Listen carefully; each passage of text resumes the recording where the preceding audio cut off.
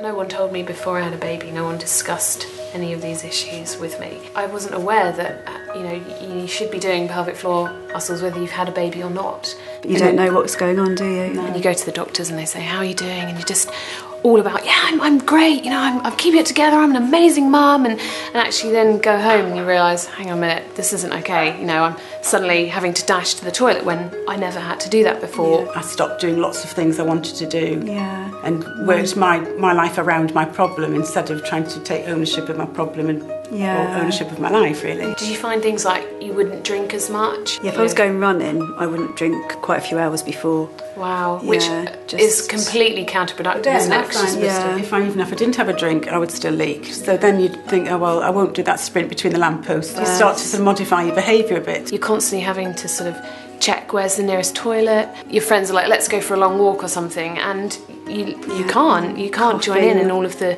normal activities. I found that quite debilitating, really. Yeah, I mean, I think I first noticed it when I went on a trampoline. Yes, I remember a trampoline day when I got in with my children, and I went really high and suddenly, well, whoops, right, I'm off. Tell, can't you? I think you were saying about when the supermarket. I always think you can always see the middle-aged women going around the supermarket. If they're going to sneeze, they have to stand still. Pull everything in.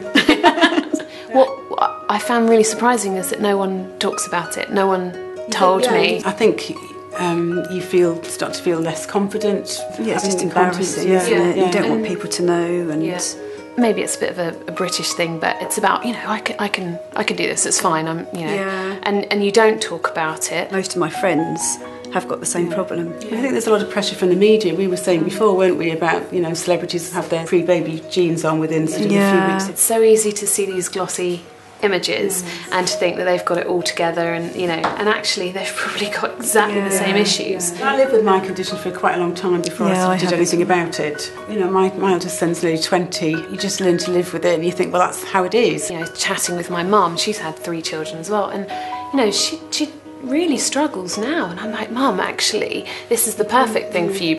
Innovotherapy, it takes half an hour. It's so easy to set up. So have you noticed a difference having used it? Can you actually say, yeah? Yeah, I have noticed a difference. Okay, amazing. Definitely, I go through the day and I think, oh, that happened, and there's no consequence of doing that, so that's really positive. I think what amazes me is that it's a muscle, so you can train it. So it's not that, oh gosh, I've lost it forever. No. You know, I'm thinking for my mum, she could be using this now and it would totally change her life. Knowing that makes you then say, right, actually I can do this, I'm going to commit to doing it. It's quite long to start, and you do have to commit yourself, but I think knowing that there is a huge benefit at the end, it sort of keeps and going. It's only half an hour, isn't it? When you start to feel those differences, you think, well, actually it is really positive. And I'm the kind of person that loves to see improvements quite quickly. I'm really impatient. So what I found really sort of encouraging was you get to press the button so it goes up. The other day I pressed it too hard and I was like, whoa, this is a bit too much. But I get that. But it's not painful.